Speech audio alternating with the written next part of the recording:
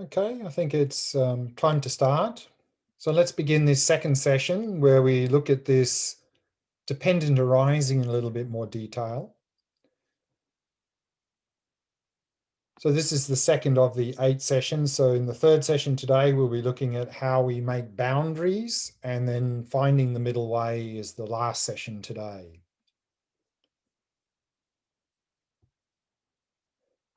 What we'll be covering in this session, we'll start with a meditation, and we'll do a meditation relating to the earlier Vipassana retreat we did 3 weeks ago, looking for the self. This is the basis of the emptiness practice of looking for the person. So we'll do that as a sort of segue into the emptiness practice. We'll be following that. We'll have a short review of some of the main points from the last session. And then we'll look at this idea of labeling, of designation, of conception, what it really means and the implications of that. Then we'll go into a emptiness practice, looking for the meditator, for the person, some tips for that practice, and then we'll finish with question answer as per normal. But let's begin with the meditation, looking for this autonomous self that seems to be here. So we did this practice already in the last retreat, and so we'll just go through the same steps as in the previous retreat, and this will really help provide a foundation for the emptiness practice that we're about to do later in this session. If you'd like to find a nice, comfortable posture, let's begin.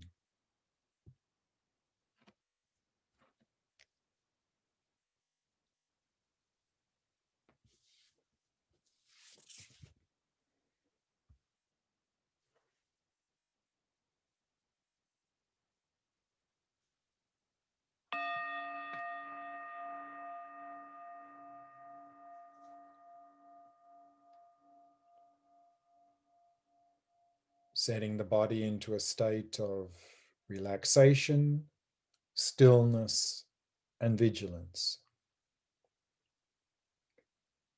Vigilant posture is to keep the back nice and straight. And at the same time, allow the entire body to become completely relaxed, completely at ease.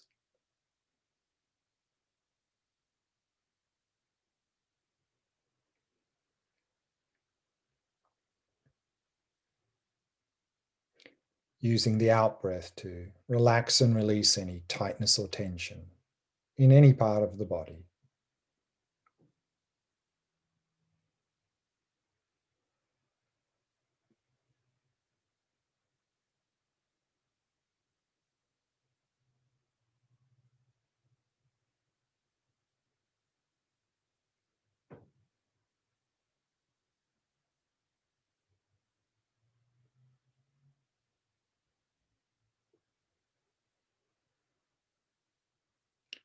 And relaxing more deeply with each out-breath.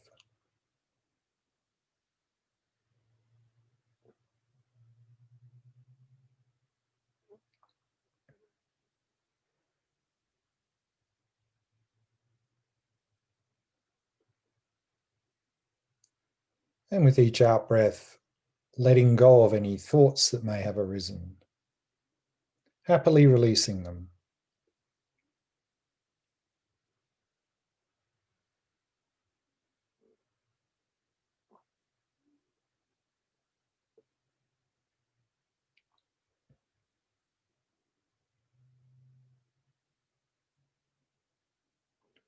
And allowing the mind to come to rest in the present moment.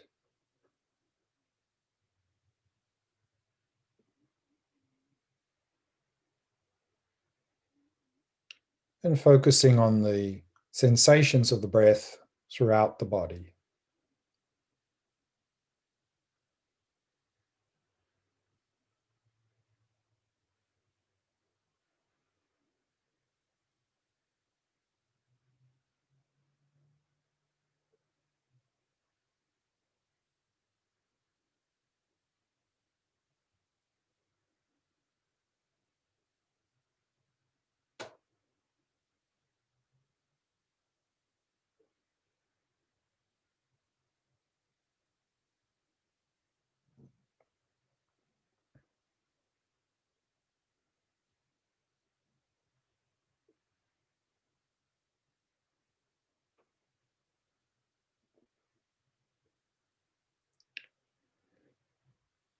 Do you have a sense that there is a me here who is trying to relax the body and trying to focus the mind on the breath?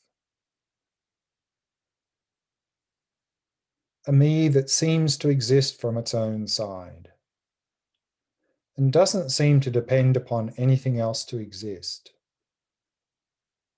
Do you have this experience?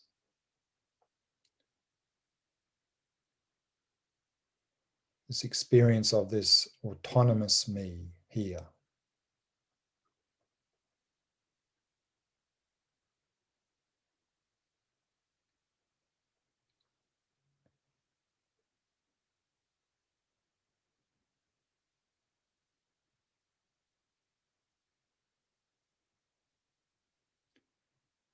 Where is the me who's trying to relax the body? Is the body simply trying to relax itself?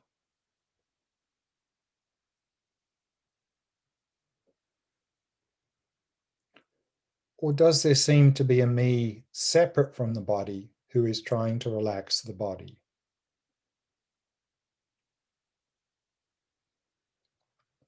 If there seems to be a me separate from the body trying to relax the body, where is this me?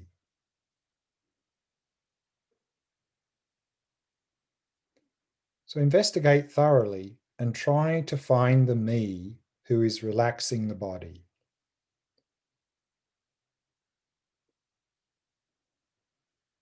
Don't try to intellectually answer this. Just look. Look for the me.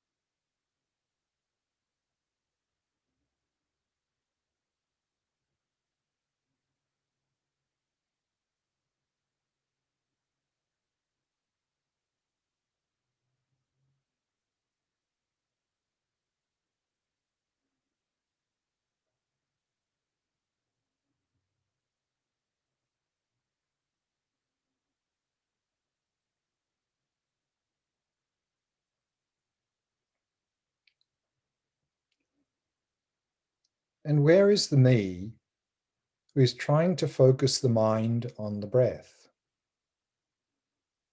Is the mind simply trying to focus itself?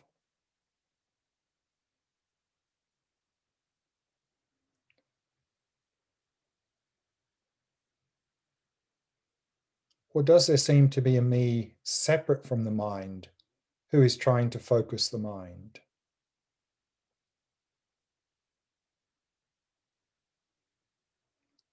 If there seems to be a me separate from the mind trying to focus the mind, then where is this me? Again, investigate thoroughly and try to find the me who is focusing the mind on the breath. Just look.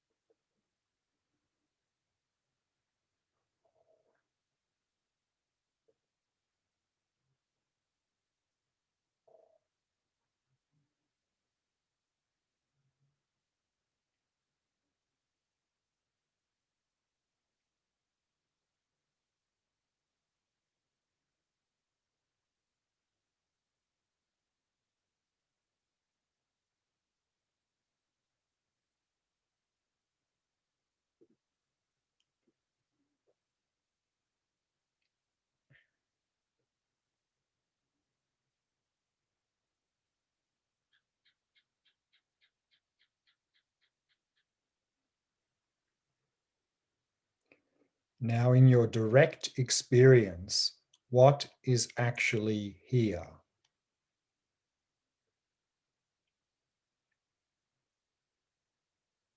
There is the constant flow of physical change that is called the body.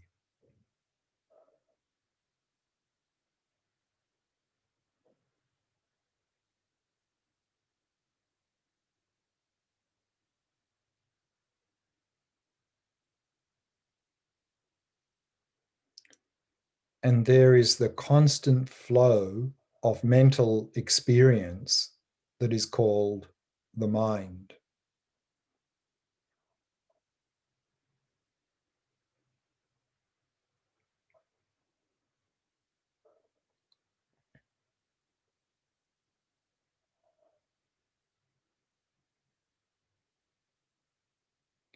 Yet, other than the body and the mind, what else is there here?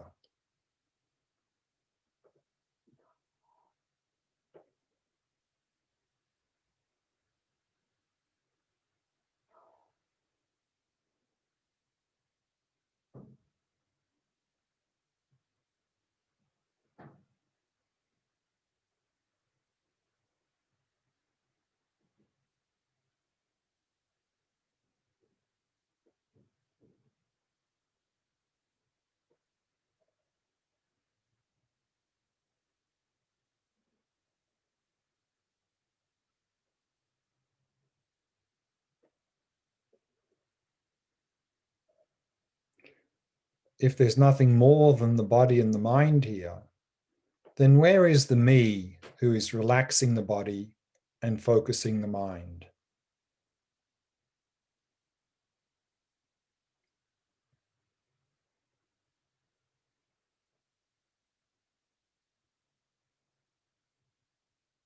If you can't find that me, simply rest in the experience of not finding.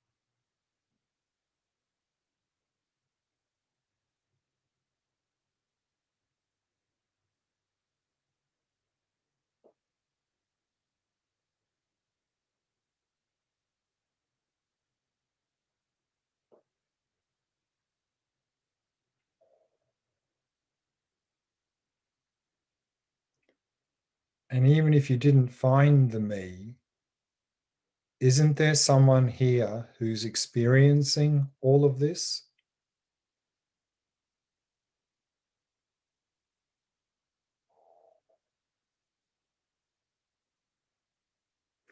But how can this me exist if we can't seem to find it?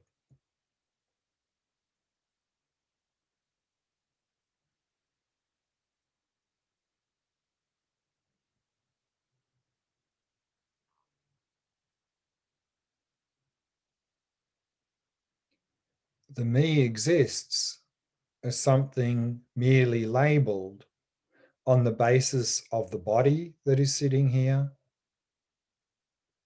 and on the basis of the mind that is focusing on the breath.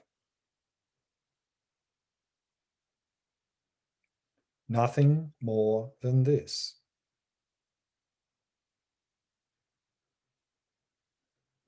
The merely labeled me is relaxing the body and focusing the mind on the breath.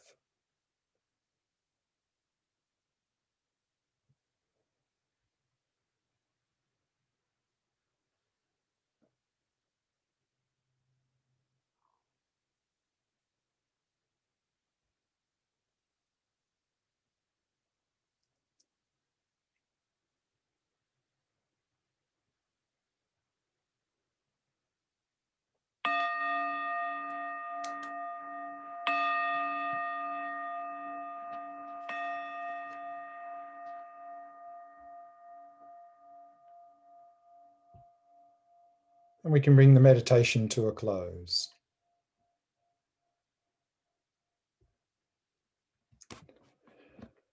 Let's start with a short review of some of the main points from the last session. We saw there that the foundation of all Buddhist traditions is the Four Noble Truths. It's a teaching the Buddha gave in a place called Sarnath.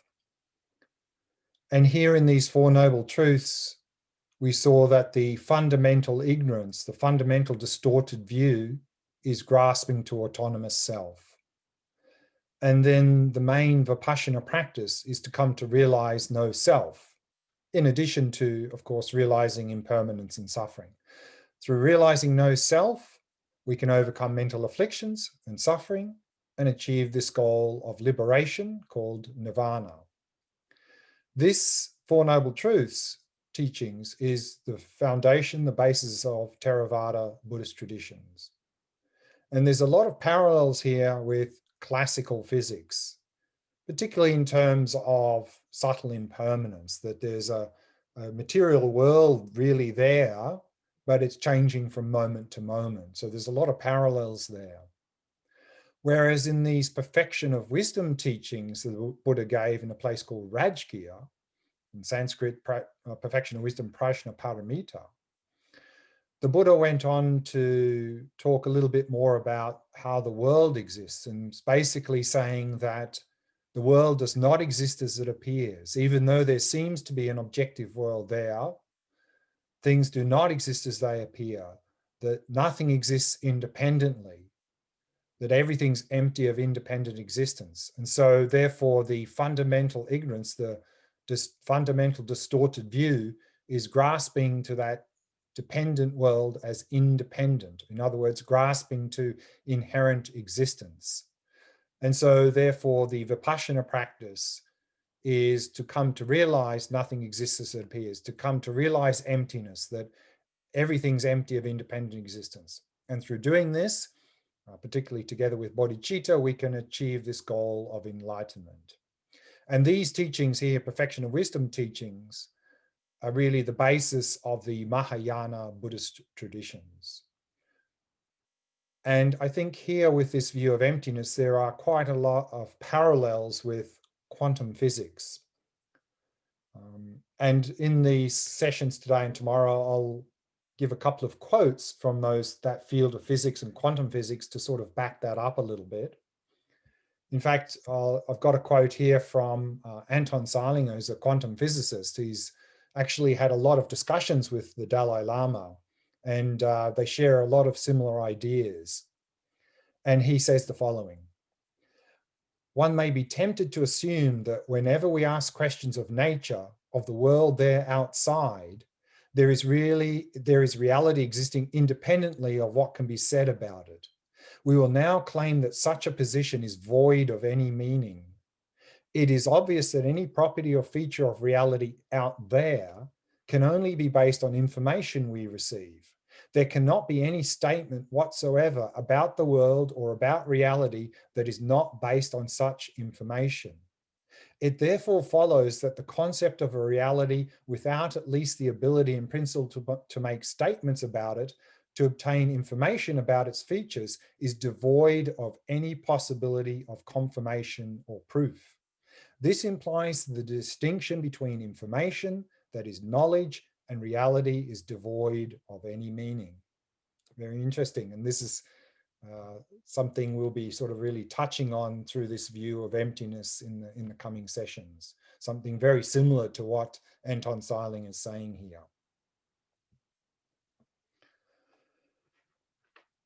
Independent existence, we saw that there are a number of terms used to describe that. Inherent existence, the idea that things are self-existent, having their own unique nature of being that thing. Things existing from their own side, not without the need of an observer. And true existence, things existing as they appear.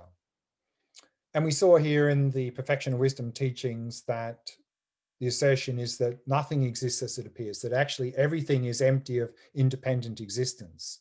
And the reasoning here is that things are empty of inherent existence, i.e. things are not independently existent, because they are dependently existent, i.e. they are dependent arisings. They come into existence dependently.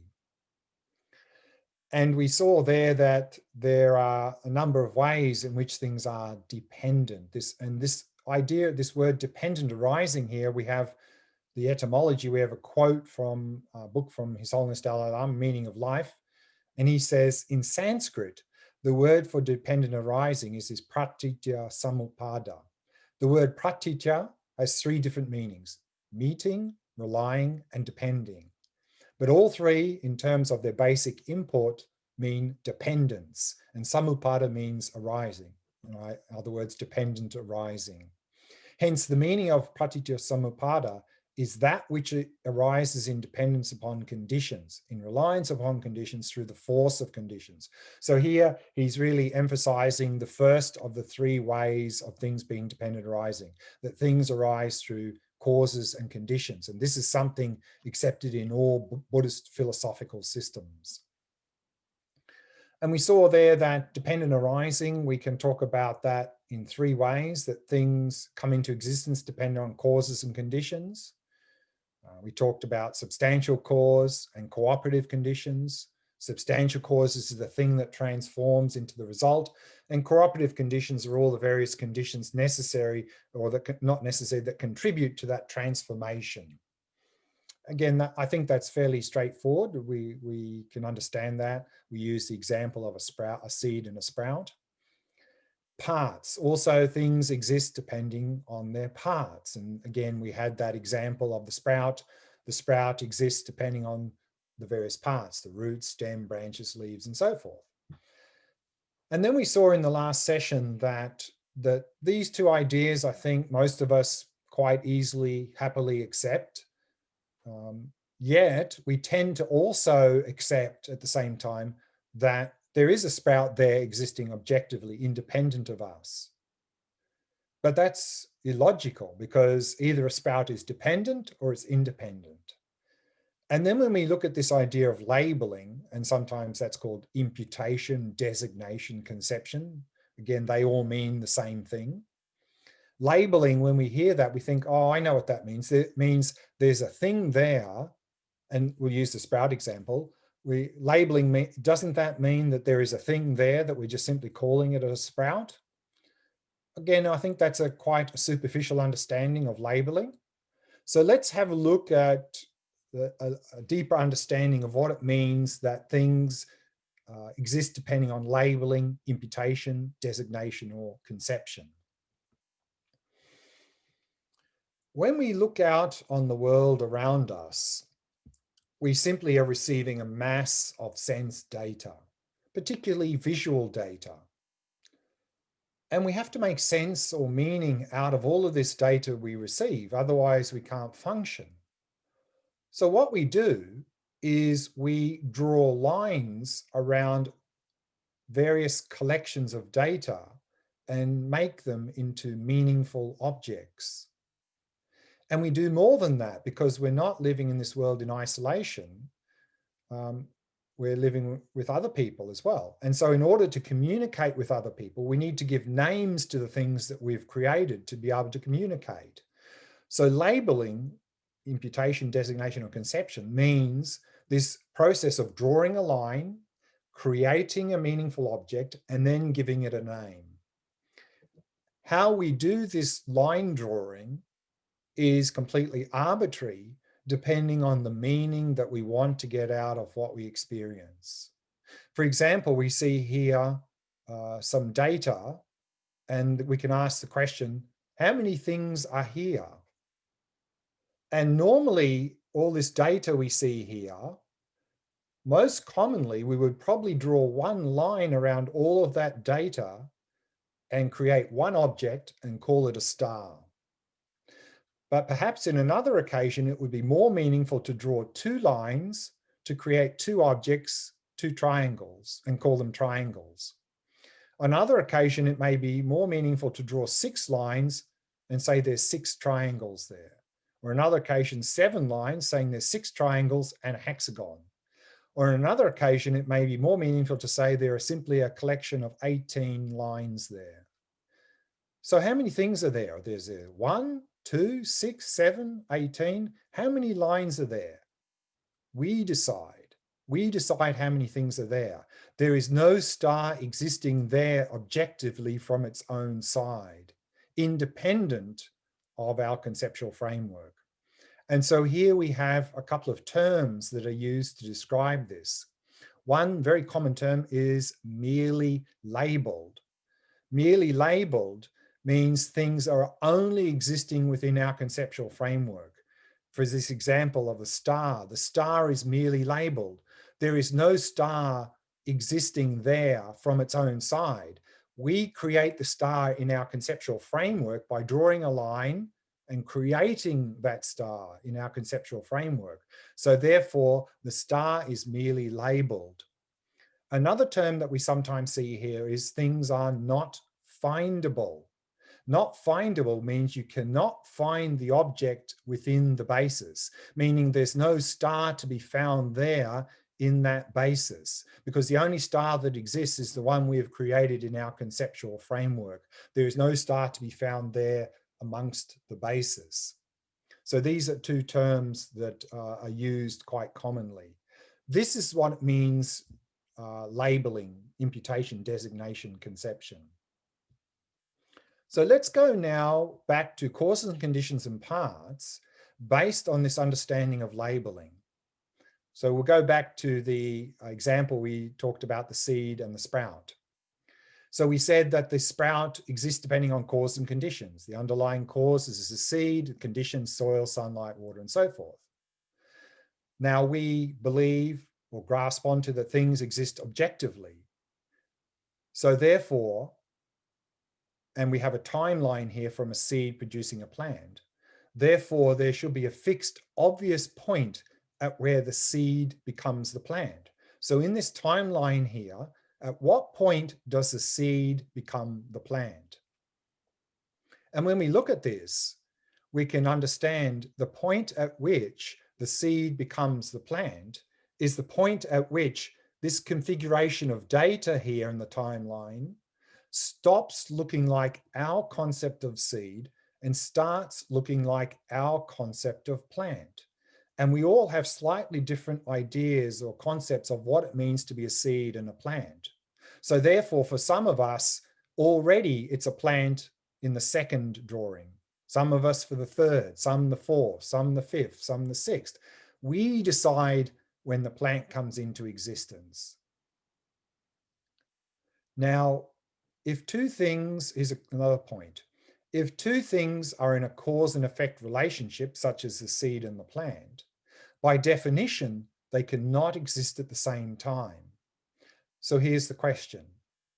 Does the seed stop existing before the plant or the sprout comes into existence? So again, the question is, does the seed stop existing before the plant comes into existence? Yes or no? There can be only two answers. And most commonly, people answer no. But no would mean that the seed and the plant are existing at the same time, which is illogical. That cannot be the case if they're in a cause and effect relationship. So no is illogical. But then if you say yes, then the seed has ceased to exist. Where is the plant coming from? Yes is illogical. So what we see is that our common sense idea of causality of seeds and plants and so forth, based on things existing objectively, becomes completely illogical. It cannot work. If we not have that wrong view and understand this idea of merely labeling, then we don't fall into this absurd consequence, is that we simply at some point changing the label, then there's no problem, because we have a unbroken continuity here. And we said that the plant exists depending on the seed. But here, this view of emptiness is also saying the seed depends on the plant or the sprout. So how does a seed depend on the plant or the sprout? And the answer is not that this sprout or plant produces more seeds. The answer is that you can't call something a seed unless you have the idea plant. Otherwise, the idea seed doesn't make any sense. Whether or not the plant exists is irrelevant. So to call something a seed, we have to have the idea of plant. Otherwise, it doesn't make any sense.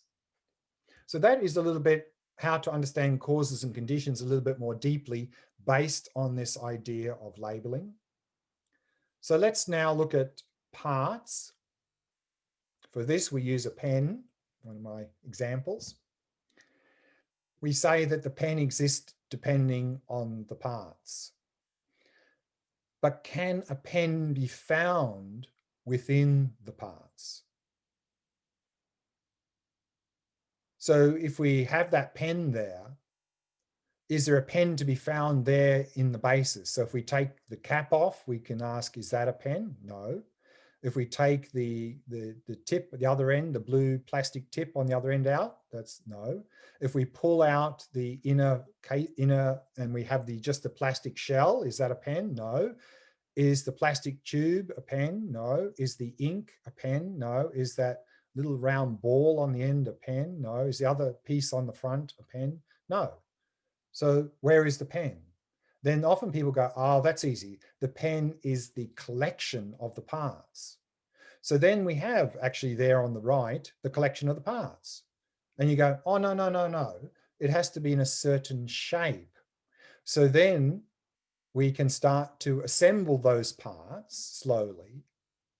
But at what point does the pen come into existence? Does it come into existence when all of the parts are assembled completely? Or does a pen come into existence when this configuration of data closely enough resembles our concept of pen? And our concept of pen, or our concepts in general, have at least two parts, appearance and functionality. So when we start to assemble the various parts, at the point where that collection of data closely enough resembles our concept of pen and it seems to function according to our idea of pen, then there's a pen. Even if, for example, we don't put the cap on it, then we say, oh, there's still a pen there. So the pen is not the collection of the parts. The pen is merely labeled depending on the collection of the parts. If we understand those two things are not saying the same thing, we're understanding something about emptiness.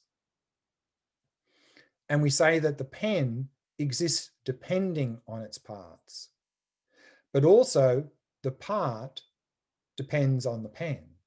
That cap, if that part of a pen exists depending on pen, because without having an idea pen, you can't have part of a pen. So part depends on whole, just as whole depends on part. So that's a little bit deeper understanding of parts.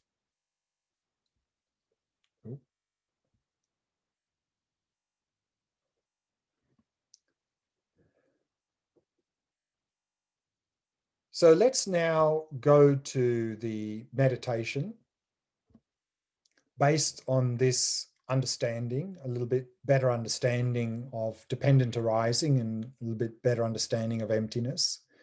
And generally, when we start the emptiness practice, it's most commonly recommended that we start investigating me, the person, because that's where we usually start to go astray. And so that's what we're going to do. We're going to get a little taste of looking for me, the meditator that seems to be here. And we'll go into this practice in a little bit more detail in the next session after lunch. So this is just to really get a little bit of an experiential taste of the standard practice, and then we'll go into explaining it a little bit more detail after lunch. If you'd like to find a nice comfortable posture, let's begin.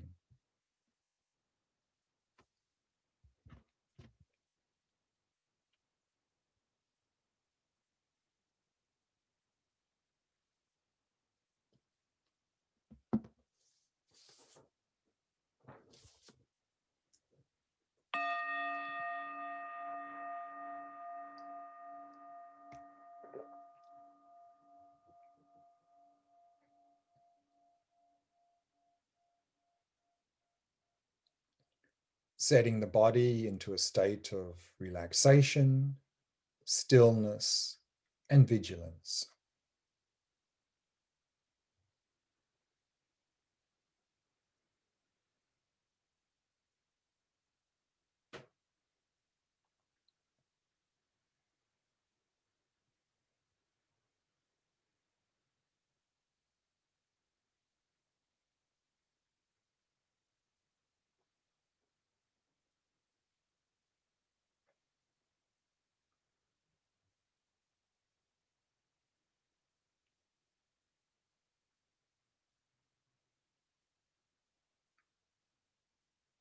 Allowing the body to become completely relaxed, completely at ease.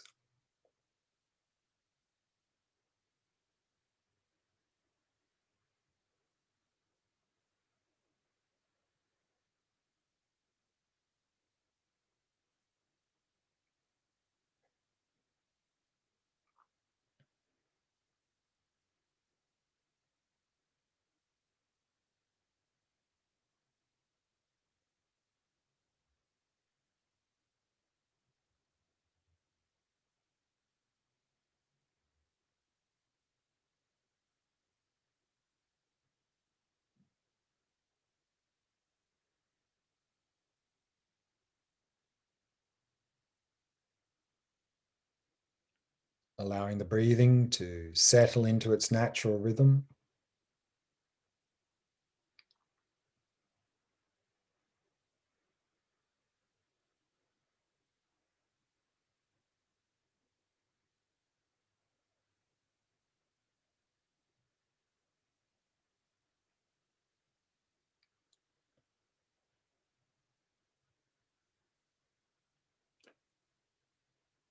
And setting the mind in a state of ease and relaxation. Simply allowing the mind to come to rest in the stillness of the present moment.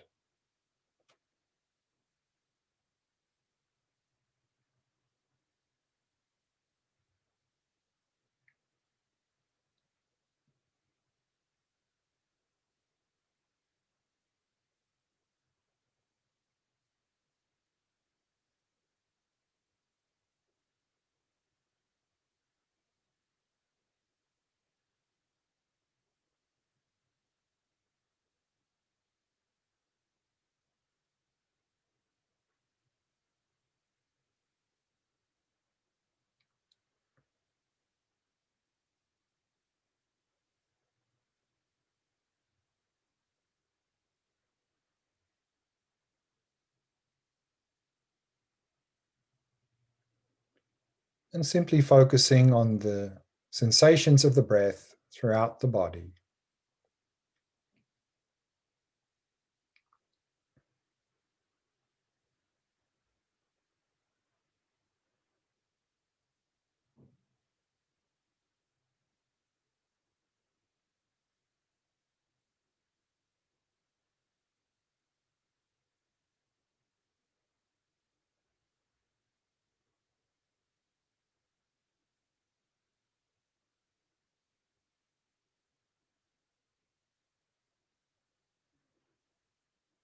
Now, do you have a sense that there is a me here who is meditating? A me who is trying to relax the body and focus the mind on the breath. A me that seems to exist from its own side and doesn't seem to depend upon anything else to exist. Do you have this experience of being me, the meditator?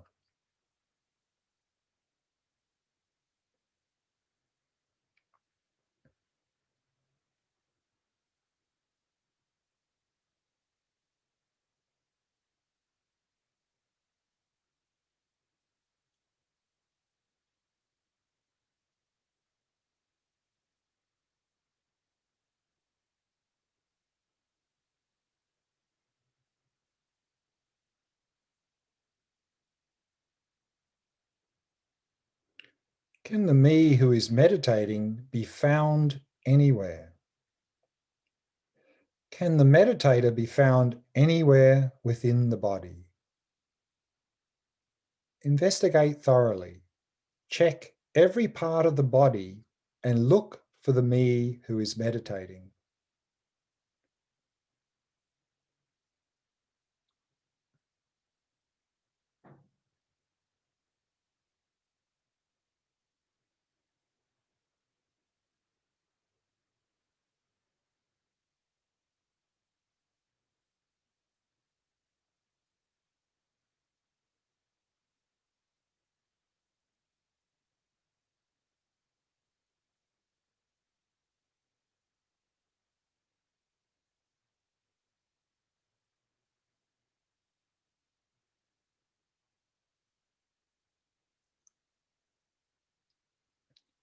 Is the meditator somewhere inside the head?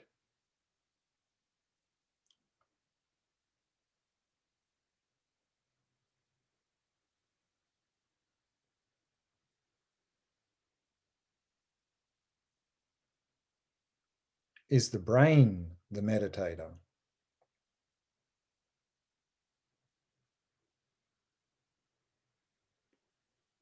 Or is the brain simply something which me, the meditator, is using?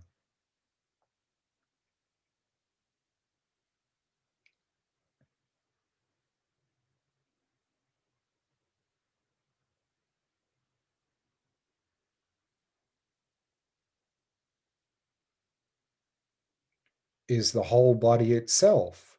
Is that the me who's meditating here?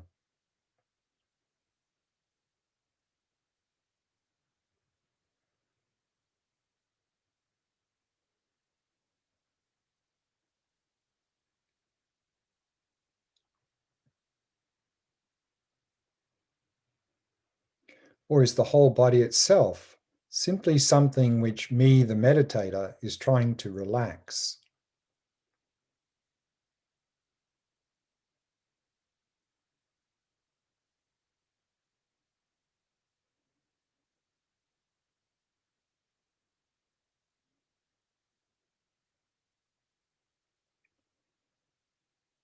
Can the me who's meditating be found anywhere within the mind? So again, investigate thoroughly. Check every part of the mind and look for the me who's meditating.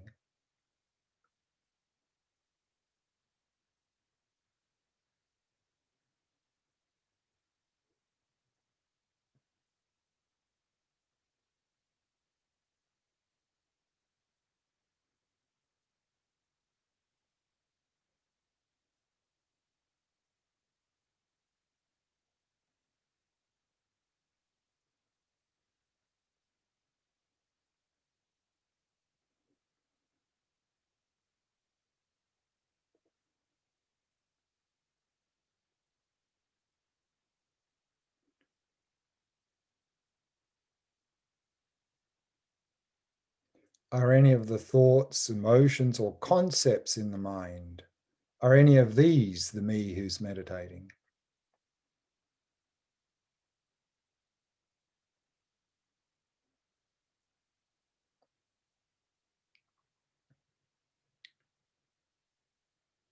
Or are thoughts, emotions, and concepts simply things which me, the meditator, has?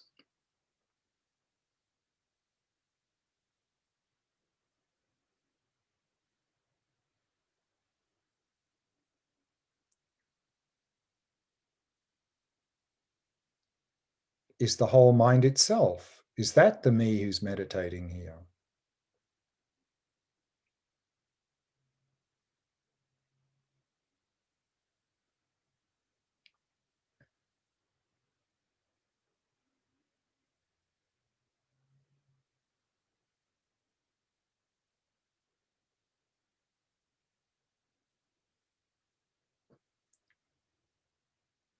Or is the whole mind itself simply something which me, the meditator, is using to focus on the breath?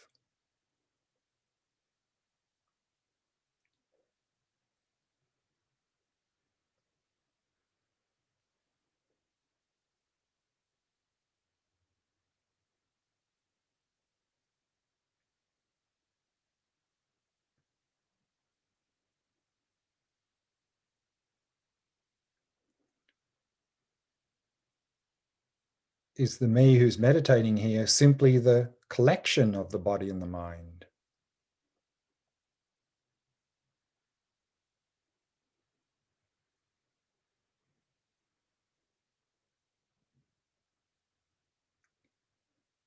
Or is the collection of the body and the mind simply two things which me, the meditator, is trying to train?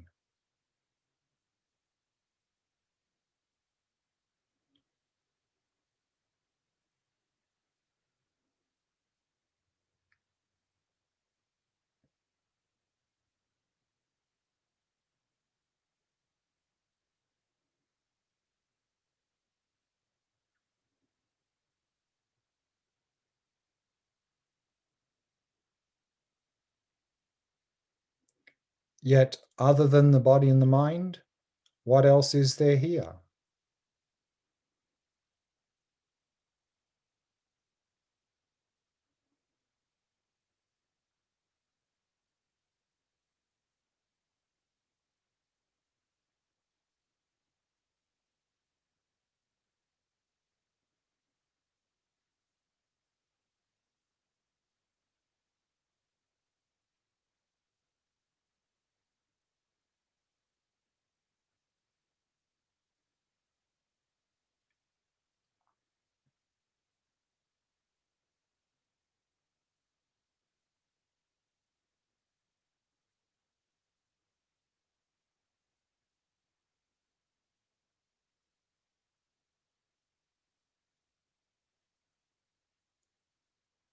If there's nothing more than the body and the mind here, then where is the me who possesses this body and mind and is trying to train this body and mind? Where is me, the meditator?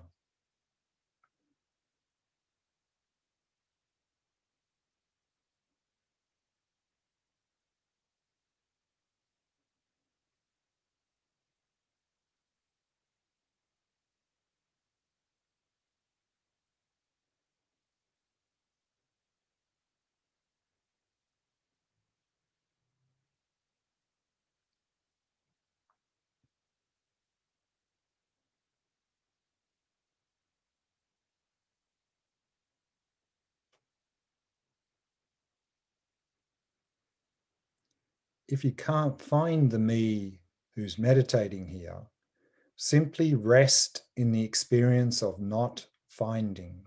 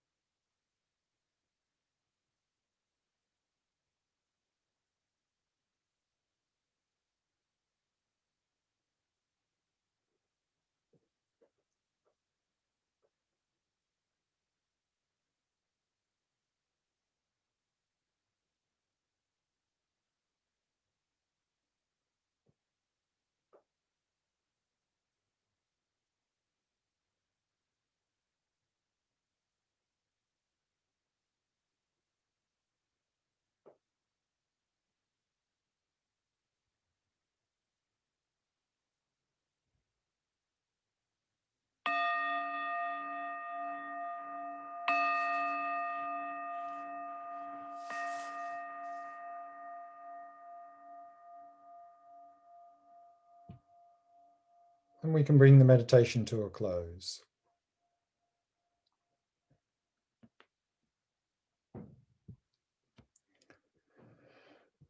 Now, some tips for this practice and some places where we tend to go astray in this practice. First one is that we are not able to do the investigation very well. We get confused. We can't investigate very clearly. We can't see very clearly where to look and so forth.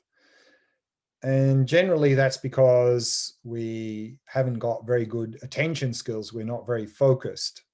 So therefore, if that's the case, then we need to go back and do some more shamatha practice. As we saw earlier, the basis of Vipassana is shamatha. Hence, in this 5 series of retreats that we're doing, we started with shamatha, because shamatha is not only the basis of Vipassana, it's also the basis of compassion practice. Without a calm, clear, focused mind, not only is it difficult to really effectively cultivate qualities such as loving kindness and compassion, but even more difficult probably to investigate the nature of reality, because we need a sharp, incisive tool to penetrate the nature of reality. We need to be able to see clearly what we're observing. And so therefore, we need to put more emphasis into the shamatha practice. Then the Vipassana practice will work a little bit better. So that's one point where people find this particular sort of practice quite challenging. Another area where people tend to go astray is turning it into an intellectual exercise. So remember, in Vipassana practice, we're being like an empirical scientist, that even though we may have some sort of theories or belief systems, when it comes to running a scientific experiment, we need to leave those out, to not allow our belief systems and so forth to pollute or corrupt the empirical investigation. So similarly here, to leave out any intellectual ideas of who we think we are or how we think we exist, because if we don't, then when we do this investigation, then very early our intellectual mind will go, I know the answer, I know the answer, I know who I am, I know where I exist, and it'll be simply based on our belief system, which may or may not be correct or accurate. But even if it is, even if our belief system is actually sort of in line with reality, we're not coming to any insights. So therefore, for example, here in terms of self, me, the person, then, if we've got a Christian background, then our belief may be that, well, really the essence of me is the soul, because that's what sort of goes to heaven. So I don't need to look, because I know I'm the soul or the spirit or something like that. If we've studied a little bit of Buddhism and we've heard there that according to Buddhism, what goes to life from life to life is this subtle mental continuum, then the intellectual mind goes, I know, I'm just subtle mental continuum. Or if we have studied some more modern theories, and some of those modern theories say that everything in the known universe is just subtle energy, subtle vibration, then intellectual mind may say, well, I know who I am. I'm just subtle energy. I'm just subtle vibration. But I can guarantee you that when we get angry, the me that's getting angry, we're not identifying with the soul, subtle mental continuum, or subtle energy as the me that's getting angry. So these are just intellectual ideas. And so here in Vipassana practice, we're trying to see what reality is. So we need to leave out those belief systems, and we need to do an empirical investigation. We need to look in our direct experience to see what is reality, what is the actual reality. So that's one area where people often go astray in this practice, is simply turning it into some intellectual exercise. Another common thing that can happen in this practice is the emergence of fear, that people do this investigation and then strong fear arises, particularly a sort of an existential fear, a fear of I'm either don't really exist or I'm going out of existence. So if we have this experience in this practice, generally it's a good sign. It means we are doing the investigation well, and we're coming to see we can't find the me, but then we're misinterpreting that to mean there's no me at all. So here, not finding doesn't mean no me. Not finding means no me existing from its own side, no findable me, no objective me to be found there. So that doesn't mean there's no me at all. And if fear is arising, then we can ask the question, who is having the fear? Because if you don't exist, there can be no fear. So the fact that fear is arising, it confirms that you exist. So often in these meditation texts on Vipassana, it often says that in the beginning phase of this practice, those who've not established a good understanding, intellectual understanding of emptiness, of the view of emptiness, then often fear strongly can arise for this reason. And we're going to look at that a little bit more in this afternoon session when we talk about the two extremes and so forth and finding that middle way. We'll talk a little bit more about that in that context this afternoon. So that's, and then the meditation text often says that those who have a good understanding of emptiness, then instead of fear arising, often joy arises when we don't find the me. And the reason being is that if we understand what emptiness really means, and then we look and we don't find the me, we'll realize then the me that I've identified with my entire life, the me that's caused me so much mental afflictions and suffering, simply doesn't exist. And so we'll have a lot of joy in that fact. In fact, if we think about it, it's a little bit crazy. Something that never has existed, does not exist, can never exist, is the root cause of all of our mental afflictions and suffering. It's only because we believe it exists that we suffer. So it's actually a little bit crazy when you think about that. So that's a little bit some common experiences that can come up in this practice and what to do about that. So for this third one, this existential fear, this fear is completely irrational. We don't need to give it any credence. And we can just simply ask who's having the fear. There is a me here. And then also then to improve our understanding of emptiness. And then when we come to this point of not finding, instead of fear, we'll have a lot of joy arising in our mind. So now we have time for question answer. So again, if you have any questions, then switch on the webcam and the mic, or there may be some questions in the chat. If there's any questions in the chat, then Martina can ask those. There are a couple of questions in the chat. Oh. So the first question is from Sebastian. Mm-hmm. He says, "Hi, Glenn. I have a question about causes and conditions. How does this relate to our actions? It seems like they can arise from a mental process, but manifest into physical existence.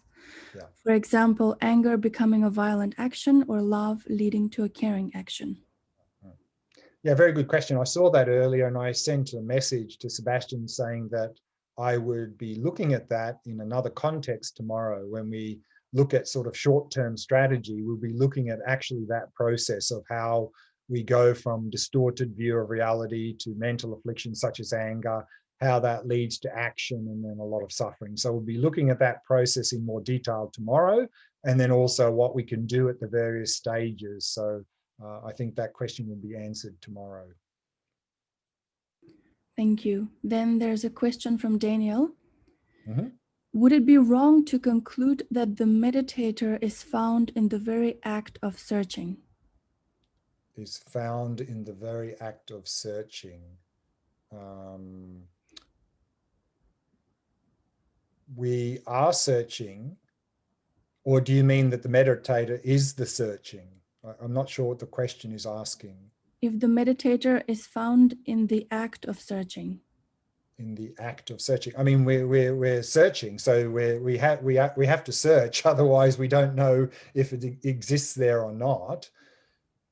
The assertion here we're saying is that the meditator, like any other phenomena, is not findable, because to be findable means existing objectively. And this view of emptiness is saying that nothing exists objectively.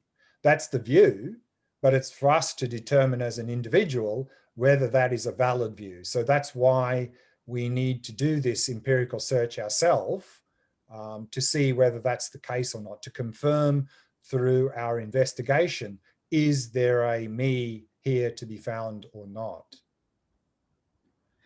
And then Pamela added a comment to that, saying that she gets a similar sense of me being the experience she's having or the object she's focusing on, which is actually constantly shifting. Mm-hmm. Mm-hmm. Yeah. There's a, This is something also we'll be looking a little bit more in next session. And again, the key here is we're looking for our experiential sense of me, because it's the me that we're experientially identifying with that is the basis of all our behavior. And we need to see, how does that me exist? I mean, experientially, there really seems to be a me existing here from its own side.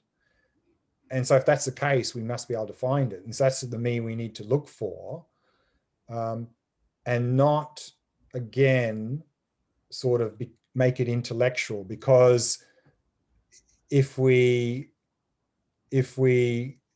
look there, we can understand that the me is constantly changing because the basis is constantly changing and so forth. However, the me that we're grasping to, the experientially, doesn't really seem to be like that. It really seems to be something very solid and concrete. Whereas if we just step back and reflect on me and understand, well, my body's changing and my mind is changing and my sense of me is changing, and that's correct. That's a correct view. So that can help us to understand intellectually the correct view of emptiness and of dependent arising. But this is not really how we are instinctively grasping onto me. And that's the me that is the basis of all our behavior. And that's the me that we need to look for. then there is a question from Tamzin. Mm-hmm. Is it fair to say that the I believe exists is just a conceptual construct of my mind created from the physical and mental precepts? Yeah, I mean, that's what we're going to be looking at in this afternoon's sessions, how me, the person, really exists. And the me, as we've just briefly said so far, is something that we're merely labeling on the basis of the body and the mind, and existing within a conceptual framework. What we need to be careful of, and this is what we're going to be looking at later this afternoon when we talk about the two extremes and the middle way, is not to misinterpret that, because that way of speaking seems to sort of indicate, well, then, I don't really exist if I'm just I'm just making it up, we're just sort of conceptualizing and just making up me. Then it seems like me doesn't really exist and me doesn't really have any causal efficacy. And that's the big challenge. And that's what we'll be looking at in the fourth session today, is that we tend to be stuck in these two, what's called the two extremes. We either are stuck in the extreme of there's a real me here and a real objective world there, or there's not really a me here and not really a world there, so nothing really exists. That's the extreme of nihilism.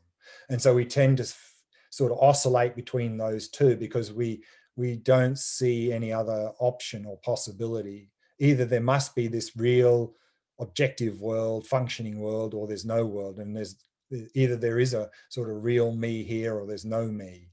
And so therefore, when we start to understand this idea of things being merely labeled, we need to be careful not to misunderstand that, to sort of think, well, okay, then it seems like I don't really exist.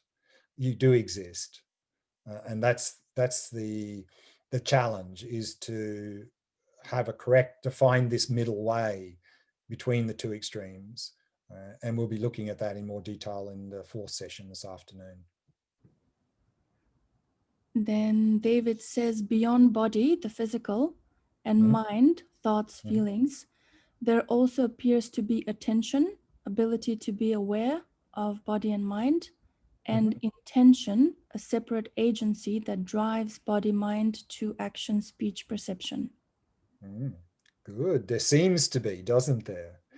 Just like there seems to be, in fact, an autonomous agent, and whether we identify that agent as a person or as some sort of awareness or something, it seems to be that, but that's the question. Is there such a agent, whether it be a person or awareness or whatever? And that's what we're trying to find out in these sorts of Vipassana practices. And today we'll be primarily focusing on agency in terms of person, and tomorrow we'll be looking more at agency in terms of simply awareness. Is there really this sort of agents of awareness which is somehow driving the body and the mind as a separate entity? That's what we'll be looking at tomorrow in the practice tomorrow. Then Zerlina says that she finds your guidance very helpful, and she's wondering, besides the recordings from this course and your tracks on the app Insight Timer, where can she find more of your recorded sessions to use as support for meditation? Yeah, I'm putting now, particularly since the COVID, and I'm doing a lot of Zoom stuff with different groups. There's a lot of these sorts of things I'm starting to put up on YouTube, so you can look on my YouTube channel. And then all my recordings, or the ones I have available at least, you can look on my website under recordings, and there's links to either video or audio recordings for all the things I do. So have a look there as well. Thank you. Then there's Pamela. Yeah, hi Glenn. I just Hi, want to Pamela. follow up on the answers to the questions you've just given. So I understood you to be saying that we should keep seeking the self that we sort of identify with and normally see as self, and that's what we should stick with. But I find that when I get this sense of the self just being whatever is there at the moment, that helps me distance from the grasping self. You know, I can almost let things ease and let go.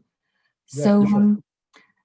So is it then, you know, a mistake to come at it from the side of comparing something to the normal grasping self, or should we continue to look for the grasping self?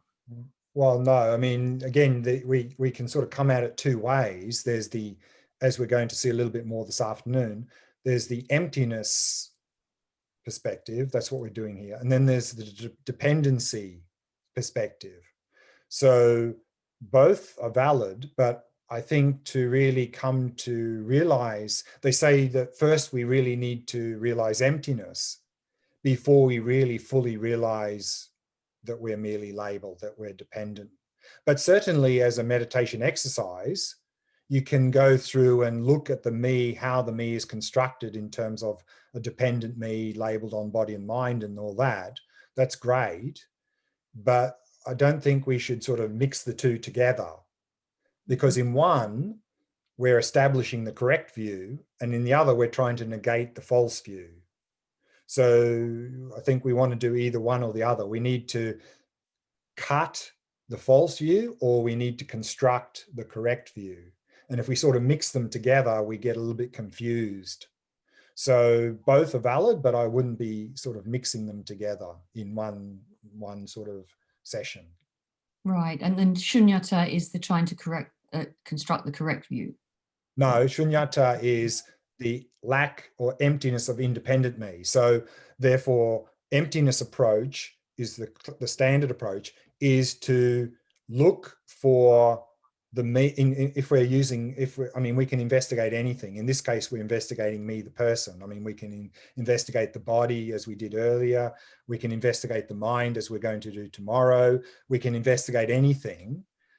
But if we're using that approach, and we'll look at that this afternoon, the first step, and this is the most important step, is to get a clear picture of how we see, depending on what we're investigating, for example, how we see ourselves existing experientially, how we see the body existing experientially, how we see the mind existing experientially, or whatever we're investigating, how we are instinctively grasping onto those things as existing objectively, to get a clear picture of that, because that is the basis of our behavior. And so we need to overturn that grasping, instinctive grasping. And the way to do that is to see that that thing we're grasping to simply doesn't exist. And so if we can pull the rug on that, then, and rest in that experience, then that as a separate exercise will feed into a different exercise, which we may do during the day, to really see how everything's interdependent, that we're merely labeled on a body and mind. And that, of course, is a valid exercise, either through daily life or as a meditation exercise. But that is the correct view, or the dependent arising perspective. So we need to be careful we don't sort of mix those two together. Otherwise, we sort of go a little bit astray. Thanks. So that's absolutely clear. Really helpful. Thank you. Okay, sure, Pamela. I think we've got time for one more question. Any more, Martina, or is that it in the chat? Sebastian seems to be raising his hand. So Okay. I think he's lined up next. Yeah. Sure. Can you hear me? Sure. Hi, Glenn. Hi, Sebastian. So I'm struggling a little bit. Oh, wait a minute. Wait. I'm struggling a little bit with the meditation. I'm sort of looking into my body and looking for the sense of me. And then the transition into looking into my mind for the sense of me, in a way, because there are some sort of aspects of my mind that are sort of closely associated to my body. So feelings, different kinds of feelings or thoughts that somehow connects a lot to my body, and then I get kind of back into my body in a way. And I'm just wondering if that's a problem for the meditation, or... Sure. Yeah. And again, I think this is going to, I'll sort of lay out the steps in very clear manner this afternoon. And this is where probably the most common place where people go a little bit astray is, instead of looking for their instinctive sense of me, people start to look for who they think they might be. And they look, and it becomes a little bit intellectual, but then we've gone completely astray in the practice. And so I'll lay that out in a little bit more clear detail this afternoon. So I think maybe we can leave it till then. Hopefully it'll become a little bit more clear then. Yeah. Okay. Sure. Okay. Yeah. Yeah. Great. Thank you. We've run out of time now. So let's break there for lunch, assuming you're in Europe, or dinner if you're in Australia like me. So we've got 1 hour break for lunch.